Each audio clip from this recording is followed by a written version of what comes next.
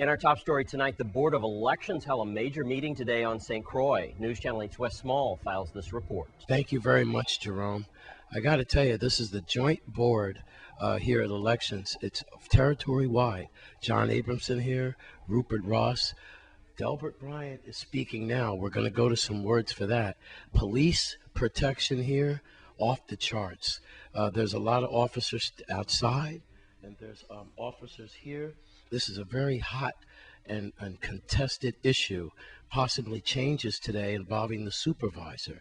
These are serious allegations that Bert Bryant has been making about paper ballots and also some other problems on the board.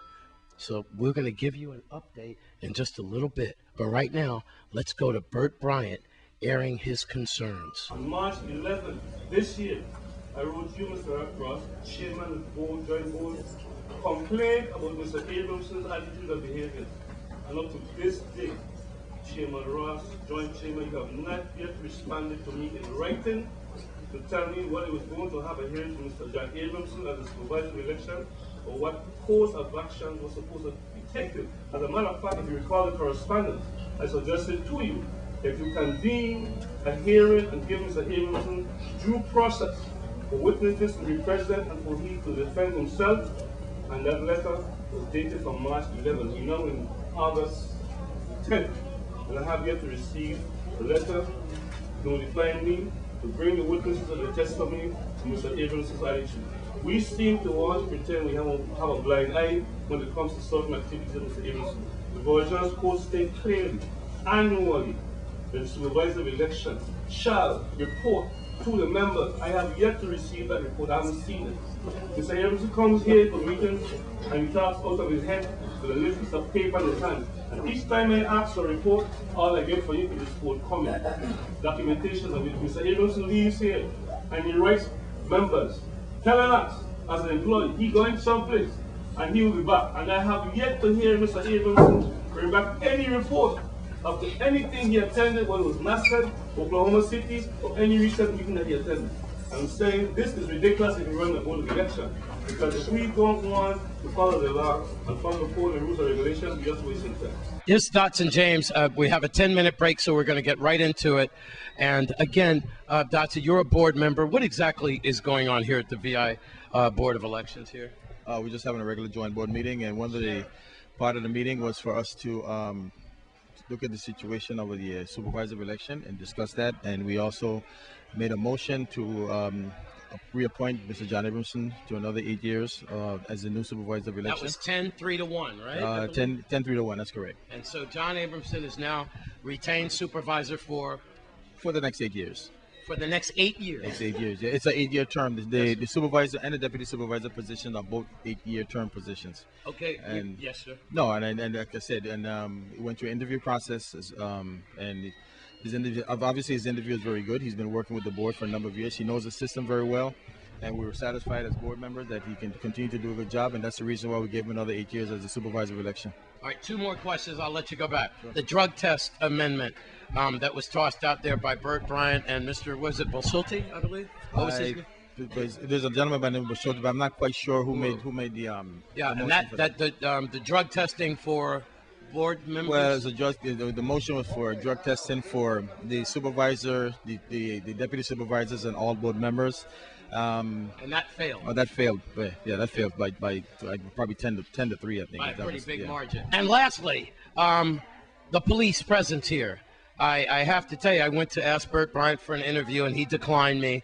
But he said, why don't you ask everyone why the police is here? Why are there so many police officers here? And, you know, is that because Bert and is that because Bert's here and his arguments? Or why is there so many police here? Not because anyone in particular is here. What we're going to do is we have a press conference tomorrow. We're at 10 o'clock. At 10 o'clock. And we're going to answer a lot of those questions about respect to police presence here. Good. It's not that we anticipate anything from any board member in particular, but we have had some concerns with people in the audience, especially on the island of St. Thomas. But we'll be able to explain that some more. We got to put to rest a lot of things that's being said or going on within the board. We are a board. We're a deliberative body. We work hard. We were elected by the people, and it's our job to follow Title 18. Every meeting that we've had follows the mandates of the law, and that's exactly what we intend to do. Follow the mandates of the law, not moral decisions or opinions, but the law. If the morals and the moral decisions and opinions can become law, fine, then we follow them. But as of right now, we have to follow Title 18. It's exactly what we do. Thank you. Dotson James, out of the, 4 people, he was the only one that accommodated me. Of course, he has to go by Rupert Ross. He declined. 10 o'clock press conference. Rupert will tell me more tomorrow. Burt Bryant declined, as well as John Abramson. He handed it off to his associate here, Dotson James. With that, that's going to be ongoing for a little while. Jerome, if we have any more important developments, it'll be back to you. If you're just joining us, a drug testing amendment was shot down. There'll be no drug testing for this board. There will be no changes for the supervisor for the next 8 years. It will be John Abramson.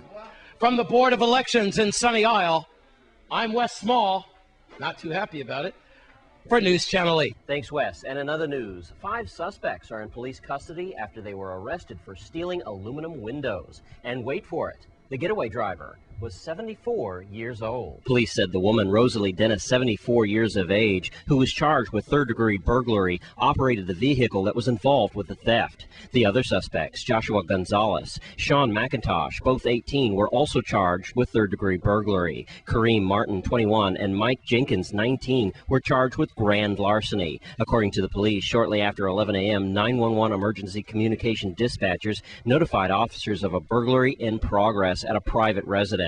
When officers arrived on the scene, 3 suspects fled, but were apprehended shortly later by K-9 and other pursuing police officers. The other suspects were arrested at the scene without incident. Rosalie Dennis is a native of St. Lucia, and Kareem Martin is a Florida native. The other suspects in this case are natives of St. Croix. Bail was set for each suspect at $25,000, and they were remanded to Golden Grove Adult Correctional Facility pending further court action. And also tonight, there'll be another protest against the deadly LEAC tomorrow in front of WAPA at 2:30 in the afternoon. News Channel 8's Wes Small is with angry WAPA customers at Sunny Isle. Thank you very much, Jerome. Virgin Islanders, stand up. We all know Chucky Hansen, the only senator in court fighting this deadly disease, cancer, whatever you want to call it, the LEAC. It has definitely multiplied my bill by 4.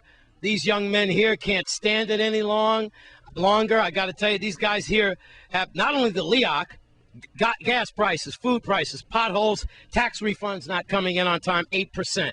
Looks like you've got the whole menu of a bad restaurant. The needs of the people need to be met. The people are suffering right about now. I'm a businessman. This is a businessman. This is a hard-working, law-abiding citizen. You want to turn the people into looters and stealers, because that's the next step. If we can't afford to pay this LEAC and our family is starving, we're going to have to go and take food to feed our families. You understand what I'm saying? Every month, I have a bill here for $600 for 1 month for the LEAC. $600 in 1 month? Right here. You could zoom in on that. $600 for 1 month. All right, consumption. $1,455. And that's a lie. Then they turn around and they try to correct it and tell me that I didn't consume that and I owe $322 for 1 month. I refused to pay it, so they cut my light. So I'm a victim right here.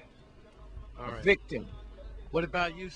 In Espanol, we have a lot of Spanish brothers and sisters out there that want to talk about VI stand-up. We're going to ask you to come. They're asking you to come out here to WAPA. Right? Tomorrow, what time? At 2:30. Come out here and we're going to stand and protest against the stuff that's going on in the Virgin Islands right here. All right, in Espanol. Estamos exhortando al pueblo hispano a que se una con nosotros a esta marcha, esta gran marcha que es por todos nosotros. Ya está bueno de este día tan alto, de los altos precios del gas, de la alta precio en la comida, de todas las cosas malas que están haciendo. Los caminos no lo están, los caminos no lo están arreglando, simplemente lo están parchando. Ya nosotros no queremos eso, queremos que nos arreglen los caminos, que nos manden los taxes a tiempo, que el pueblo está necesitando eso. Por favor, pueblo hispano, únase con nosotros mañana a las 2 de la tarde, aquí en WAPA, enfrente de WAPA. That's right, right here in WAPA. You, sir, you just paid your bill. You want to show people about what happened to you. Every month my bill going up, sir. And this is unjust. This is not right. And we want Chucky Hansen for the governor, because she's looking for us. So we have to look for her. You wish Chucky would run for governor, huh? That's right. And you should give her courage for trying to stand up against giant corporations. That's right. She's getting it very easy because We don't like what's going on, and she's the one that supporting us. These young men are frustrated. They've had enough. There will be a demonstration in front of WAPA tomorrow at 2:30. They've had to change the venue, and they can't march until they get police protection and the proper paperwork. But they're trying. And if you could help these guys out, please. Is there a number out that they can reach you at, perhaps? Yes. 626-1600. That's a good number to remember. 626-1600. 626-1600. Before we go, if you guys don't come out, then you're showing the government that they have us under control. So you have to come out tomorrow and make your stand. Make your stand tomorrow. Recuerden que en la unión está la fuerza. Todos unidos jamás seremos vencidos, ¿ok? Bueno. Thank you. In front of WAPA, it's the infamous LEAC and other concerns. I'm Wes Small for News Channel 8. Thanks, Wes, and we want to thank those men who came forward today to tell us about the protest for tomorrow. And staying on the subject of LEAC and its effects on the Virgin Islanders, we may have misled some of our viewers about the closing of several businesses on St. Croix due to the high electrical bills. Violette's in Christiansted is not closing. Here's a clip from yesterday's story with News Channel 8's Wes Small and the owner, Christine Hilty. Now, what do you say? You might have to cut back on your staff? No, we're downsizing the store to cut out electricity, basically. And, you know, we have to cut down the larger part in the back of the store. And this month we're putting our WAPA bill on a credit card because we can't afford it. And the staff and management at the West End Grill in Frederickstead will remain open at least until the end of the month. News Channel 8 apologizes for any inconvenience we may have caused. And stay with us on Channel 8 News. We'll be celebrating National Health Week right here on Channel 8. Stay with us.